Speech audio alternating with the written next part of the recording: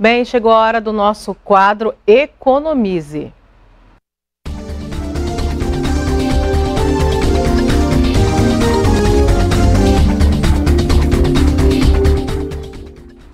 Nós já estamos recebendo aqui o nosso comentarista econômico, Matheus Calegari. Muito boa noite, Matheus. Seja bem-vindo. Boa noite, Cris. Boa noite a todos os telespectadores. Hoje falaremos sobre um assunto também de grande relevância, né? Isso, assunto importante, que é sobre economia doméstica.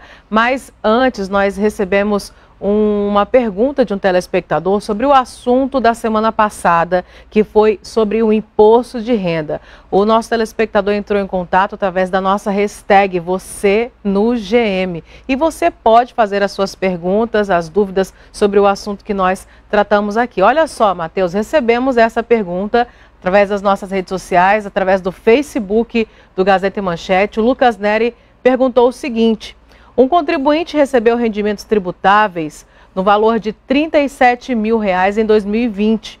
O mesmo contribuinte possui 2 dependentes em sua declaração.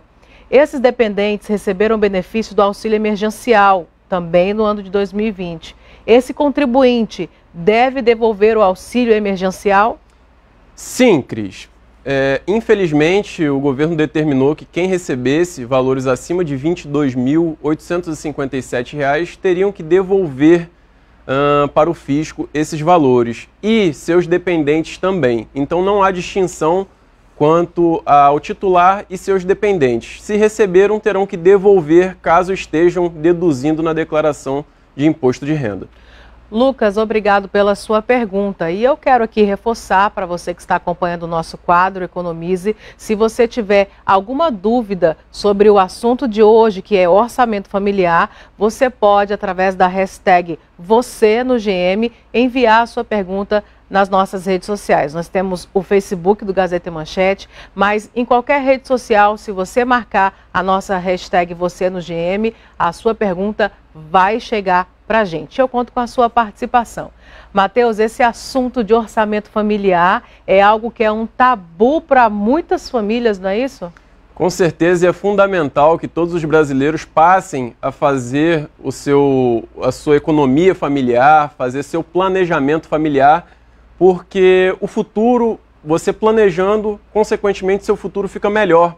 E, infelizmente, de acordo com alguns dados que possuímos aqui, 58% dos brasileiros não se dedicam às suas finanças com orçamento familiar. Isso é um dado muito prejudicial. Mais da metade. Mais da metade da população não se dedica ao orçamento. E como começar?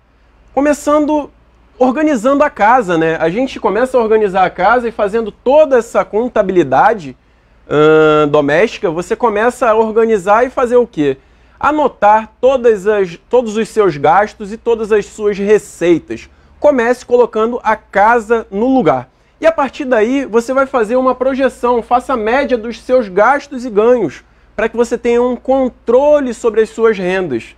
O próximo passo é o quê? É você estabelecer as suas metas. Qual a meta que você tem financeira para a sua família, para a sua casa?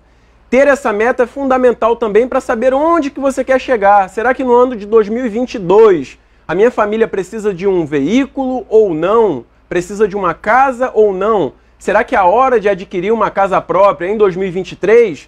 Faça todo esse planejamento. E a partir daí também envolver todos os familiares nesse planejamento. Por quê? Uma família unida consegue produzir muito mais. E ouvindo, seja até a criança, você já consegue colocar na cabeça dela, desde cedo, a importância de todo esse planejamento. Logo aí, poupe para fazer uma reserva e investir. Pouquíssimos brasileiros investem, pouquíssimos brasileiros poupam. É extremamente necessário que todos saibam a importância, principalmente nesse momento que estamos vivendo, de poupar. E ao fim, não tenha medo de endividar-se. Por quê? A dívida muitas vezes ela é boa. Temos um tabu muito grande na sociedade sobre a dívida. E muitas vezes você está pagando aluguel e poderia não pagar. Todo um planejamento é necessário para adquirir a casa própria ou carro, fazer cálculos, procurar um profissional talvez habilitado que saiba te explicar o que é pertinente adquirir ou não, fazer todo esse cálculo para que não tenha prejuízo, também é fundamental. Então fica essa dica de hoje do orçamento familiar e a importância dele para o seu futuro, para o futuro da sua família. Cris. Produção, por favor, coloca de novo esse último card desse passo a passo, que é extremamente importante. Matheus, eu queria fazer uma pergunta para você sobre essa questão de começar colocando ordem na casa. Ou seja, eu vou chamar o esposo, eu vou chamar a esposa, a mulher e vou juntar aquilo que chega de finanças dentro da família? Isso mesmo, a esposa foi lá comprar um sapatinho no shopping, fazer aquele gasto lá com cartão de crédito. Anote para que não tenham surpresas, principalmente quem possui cartão de crédito. Então, nós temos que ter um controle de todas as despesas, principalmente as futuras. Se você tem cartão de crédito, tenha um controle sobre ele, porque quem não tem condições de ter um cartão, não pode ter. E aí a gente entra naquela escolha, né? Pagar em dinheiro ou pagar em cartão? Então, é importante frisar, Cris, o último ponto que a gente colocou sobre a questão das dívidas. Muitas vezes elas não são prejudiciais quando a pessoa sabe controlar, ela sabe quanto que ela vai ter de projeção orçamentária, tudo isso é importante na família. E aí quando você gasta desordenadamente, sem ter um controle disso, consequentemente você vai pagar juros abusivos e vai entrar naquela situação que ninguém quer, que é uma avalanche de dívidas e você fica numa areia movediça que não sabe como sair. E hoje o brasileiro ele se endivida mais com cartão de crédito?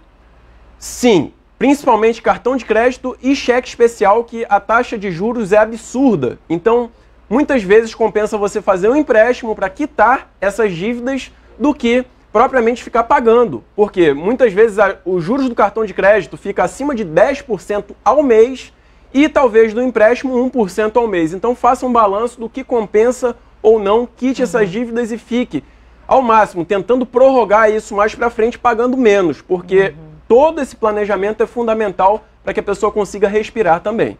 Aqui no quinto item você colocou poupe para fazer uma reserva e investir. Falando sobre investimento agora, Matheus, o brasileiro ele investe mais de uma maneira tradicional na caderneta de poupança ou existe, nesses últimos tempos o brasileiro tem procurado outra forma de investimento? Na verdade, vou dar uma melhorada na pergunta. Como é que eu faço para investir se eu consigo ter essa reserva? O brasileiro ele já tem por sua natureza investir pouco e gastar tudo, né? Sim, é dentre verdade. todos os países que nós temos, estamos entre os últimos em investimento, mas isso tem mudado muito de uns tempos para cá. O brasileiro ele vem investindo, principalmente hoje na Bolsa de Valores, ele tem entendido, tem estudado e tem visto que são rentáveis essas questões de risco e a caderneta de poupança é um valor um valor pequeno. Para que a pessoa invista. Então ela nem considera mais isso como um investimento. Só que a dica que eu dou é que procurem profissionais especializados, coloquem os seus recursos na mão de pessoas que trabalham com isso. Temos diversas empresas que trabalham com investimentos e elas vão saber onde colocar o seu dinheiro de uma maneira mais rentável ou com menos rentável, mas também que você tenha mais segurança, vai depender de acordo com o que cada um almeja. Eu já vi muita gente procurando o banco para poder ter essas orientações. Vale a pena? Vale sim. O banco tem várias linhas de investimentos, algumas com alguns riscos altos, outras com riscos baixos, e toda a rentabilidade vai depender do risco. Então, o seu gerente ele vai saber também, talvez, te levar para um bom caminho ou não. O importante é você ter uma pessoa com que você confie para que você deixe o seu dinheiro na mão dela e se sinta seguro. Certo, Matheus, quero lhe agradecer pela sua presença, foi um bate-papo muito bacana sobre o orçamento familiar.